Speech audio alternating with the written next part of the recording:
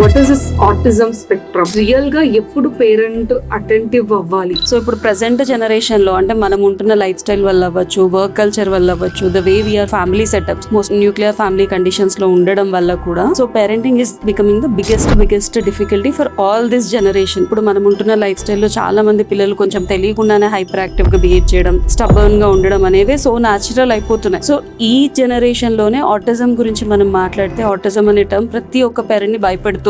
So ఒకప్పుడు అసలు మనం ఈ వర్డ్ ఉందా అని కూడా ఎవరికి తెలియదు. కొన్ని ఇయర్స్ బ్యాక్ మనం ఆలోచిస్తే అసలు ఆటిజం అంటే ఏంటి అనేది కూడా ఎవరికి తెలియదు. బట్ అలాంటి కండిషన్స్ నుంచి ఇప్పుడు మనం ఏ లెవెల్ వరకు వచ్చేసామంటే ప్రతి 36 కిడ్స్ లో ఒక కిడ్ ఆటిజం గా టర్న్ అవుతున్నారు. అంటే ప్రతి క్లోజెస్ట్ ఫ్యామిలీలో అరే ఆ బాబుకి మాటలు రావట్లేదనో లేకపోతే ఆ బాబు కొంచెం అందరిలాగా ఉండడు అనే సినారియోస్ మనం వింటూ ఉన్నాం. సో ఈ ఆటిజం అనే కండిషన్ ఇంత పెరగడానికి రీజన్ ఏంటి అంటే